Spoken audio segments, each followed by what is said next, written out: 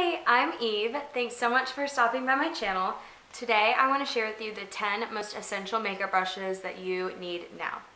So this is a really awesome collection for beginners if you're just starting out doing some makeup, or if you're just looking for a specific brush to add to your collection, then hopefully I've got you covered. Another really awesome thing about this group of brushes is that only 2 of them are not from the drugstore, so it's a really affordable collection.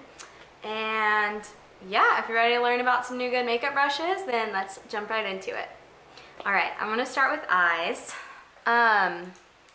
Crease brushes. Okay, this is number one for all eyeshadow. We need to start here.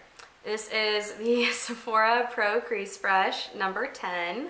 It's just got really fluffy, soft bristles, and when you take it first in the crease, it gives that amazing blown out transition shadow look with, I mean, just so effortlessly. This is an amazing crease brush. Next up, I have the Sonia Kashuk number 109. And I always use this brush in conjunction with the Sephora one. But this is just, it's got duo fiber bristles and it's slightly more detailed. So I take my really neutral shade on this fluffy one and then just something 1 or 2 shades darker. And the way I like to grab product on this is to kind of lay it on its side in the shadow and then grab a little on the tip as well and take what's on the side right on the outer V, and then what's on the tip blend through the crease just in that more focused, deeper area. And together these just give like an awesome blown out look, make your eyes look really wide open and awake. And I mean, they blend incredibly, otherwise I would not mention them in this video. Yeah, these are the secret to an awesome crease. Then right after that, this is the e.l.f. Professional Eyeshadow Brush. Now this looks like it's been through a lot. It's just this short, stubby little guy that I have literally had since I started playing with any makeup, like seriously, so maybe like in like 2011.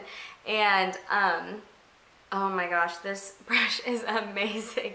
You might be wondering why I haven't picked up a new one, but I think that it might be even getting better with age. So I use this every day, no matter what, every day for like over 5 years to lay down that lid color. You can pat it, it's like its little synthetic bristles just hold the pigmentation of color so well that, I mean, like, you just get such a pigmented look on the eyes. Do this for the lid color. You can pat it in, you can swipe it. Either way, it's gonna look super pigmented. For metallics, it holds that, and your lid color looks truly metallic. And then, I mean, I would choose this brush over any other more expensive brush that is popular these days to like pack on an eyeshadow.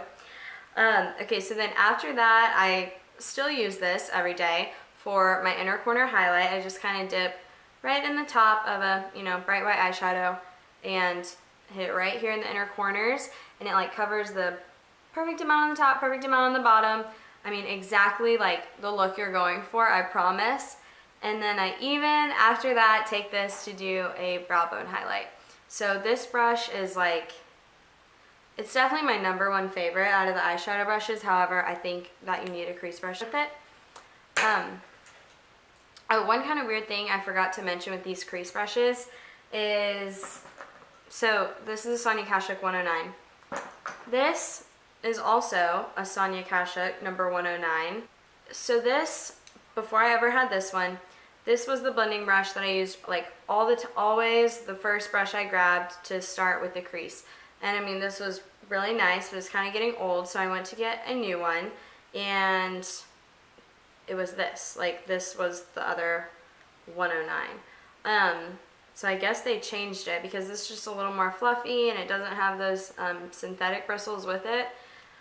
So now I just kind of ditched this one. I don't really need it. And just use these 2 in collaboration with each other. Okay, so far we've got the crease, we've got the lid. These are the last 2. I use these alone and together. So first I have the MAC 219, and this is just a standard pencil brush, but it just really blends nicely. I have heard like e.l.f. has a really good pencil brush right now, so maybe you would be interested in trying that one. I love this 219 because when I got one, I just wanted to know that it was going to blend perfect no matter what. So of course I always use this on the lower lash line to smoke out whatever color I want to. I dip the very tip of this one in a really dark color sometimes to get that like liner effect. But the way that I use these two brushes together, this is the e.l.f. Professional Blending Eye Brush. And it's really cute. It's just like, it has these super, super soft bristles. And, oh my god, did you see that powder? These super soft bristles, and it's almost like a little triangle shape on top. Like it's kind of wide all around. I use this to get that, like, to get a really dark outer V when I want that look. So what I do is take this pencil brush in a dark color and then kind of like roll it around in the color so that's totally coated, and then kind of just set it right on the outer corner of my eyes, maybe a little bit on the, you know, very beginning edge of the lower lash line, just so that it's in like a really focused area of my eyes. And then I take this e.l.f. brush and just like go to town blending it. But it blends so amazingly, like better than any brush I've ever seen. You can just put such a splotchy dark mess on your eyes and it looks like you totally ruined your makeup. But then I just take this, like back and forth, windshield wiper, do some circles, back and forth, and it's amazing. It gives such a blown out nice look, and then you can kind of take it on the edge of the lower lash. So good. Oh, I did want to show you just as another like option for this one, if you're placing like a big order on Morphe or something, the Morphe E17 is very comparable to this. I would use them for the same thing, but I really like the e.l.f. one better. I think it's a little bit better blending. This one is just slightly more stiff. All right, next up I'm gonna do cheeks, so bronzer, blush, and highlight. These are the brushes I have here for you. Bronzer, I use this Real Techniques blush brush, and never for blush though, just bronzer. What I gotta do is just swirl around, really load up this brush with bronzer, take it on the neck. I mean, I'm really rough with this brush. This is like my third one. Maybe be a little more delicate with it. But yeah, on the neck, forehead, cheeks, it gives a really nice bronzed look. It's just like really seamless blend. And I think that you can also achieve a really nice contour without a separate brush using this one by just kind of placing it in either the same color you're using for bronzer for a super natural look, or using an actual contour shade, and then kind of pressing it right under your cheekbones here. And so long as you press it right here, it gives just a really nice natural shadow where you would want to contour. And yeah, just a super pretty look. Okay, so then for blush, I have this amazing Morphe E4. It's just an angled powder brush, and I mean, I use this how you would think. I place the bigger tip right here in the apples of my cheeks, blend it back a little bit, and so effortlessly you have this really nice just like chiseled cheek look, and you get that kind of nice shape that you want with little to no effort at all. Okay, and then last but not least, highlight. Who does not love highlight? I like to use this brush versus, you know, there's a lot of options. You can use like a big fluffy brush, or a lot of people like to use a fan brush. I really like this. I think it gives a really nice precise application, and then I just kind of make sure to buff it in, meld all those cheek products together with something else later. But yeah, I get a really nice precise application right here on the cheeks, just kind of rub it over, and take it under the eyebrow a little bit above your brow bone, and then I also think it highlights your nose so nicely, so I just kind of like press it right here in the lowest part of my nose, tap it on the tip, and then for my Cupid's bow and chin, I don't really like to focus too much highlight right there, but I like, you know, just a little tiniest bit of glow. And so literally what I do is kind of, oh my god, literally what I kind of do is just like hit it right here, and it deposits a perfect amount of color. So I love this brush. You might be wondering why I haven't included a foundation brush or powder brush, and that is because I think you can achieve all of those things with a beauty blender. And I think it's gonna give you the best look. I really do.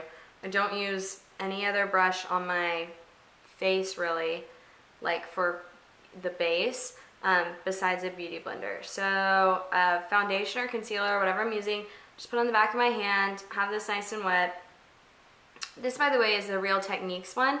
For a few years, I was diehard, like, beauty blender, the name brand is the only option. I didn't think anything else compared. And then one time my boyfriend bought these for me when he thought he was buying me a beauty blender. So, you know, I was obligated to try. But I think this is totally a good dupe. Like, now I think I'm just going to keep buying these. It's just super, super soft and squishy. And I think that's the key in a beauty sponge. I think it's called the Miracle Sponge. Just that super, super, super, super, super soft and squishy. So yeah, foundation, concealer on the back of my hand. This is wet. It gives me the most amazing amount of coverage that I want. It's so quick and easy. It just, I mean, it makes you look poreless, given the right primer. That was cute. Given the right primer, of course. Take a little concealer directly on my face, blend it out with this right after, and then you kind of have like a little bit of almost like the product left over on here. You can kind of like dab on your chin, dab on the down your nose, and it looks so good. I find no need to have any other brush for those products. And I also think applying powder with a wet sponge, a nice look to powder, just makes it not so dry and cakey on the face. I kind of have more drier skin, so maybe that's why I prefer that, but yeah, I love powder with. Okay, so that right there is 9, you know, brushes and tools with a sponge. So for number 10, I wanted to kind of give you some options. These are my 3 options for number 10. And I'm not trying to cheat and be like, okay, it's actually 12. It's really just like, I don't find one of these more necessary for me than another. It's just kind of your pick of what you think is going to be best for you. If you're a person that likes more full coverage, think this Sigma F80 flat top kabuki will be perfect for you. I got this again, like when I first started watching YouTube, and Jaclyn Hill used this every day. And I mean, I think it's perfect. It gets the job done. There's always a discount code you can use on, well, there's probably, I mean, do people still have Sigma discount codes anymore? I don't know. But it blends out foundation so nicely. But I know Morphe has some compatible things to this. And I really don't use a foundation brush anymore. I just want to show that this is a good one if you don't want to just use a beauty blender. I think a brush will give you a little more full coverage. This brush I do use pretty regularly for like a really light dusting of powder. I don't know, just if I'm feeling that day, whatever I have first. And just like barely dust this in and take it right, kind of like on the apples of my cheeks after I put on foundation concealer. And then like right along my cheekbone so that my bronzer blends nicely. Down on the chin, over my eyelids real quick so that I have a good base for eyeshadow. And yeah, this I just got in some random Sonia Kashuk collection. So maybe your 10th is just going to be a powder brush. Okay, and then the last option I had was this Real Techniques stippling brush. It's really good, just a little duo fiber brush. And what I used this for was to really blend my bronzer, blush, and highlight together, make it look really nice and seamless.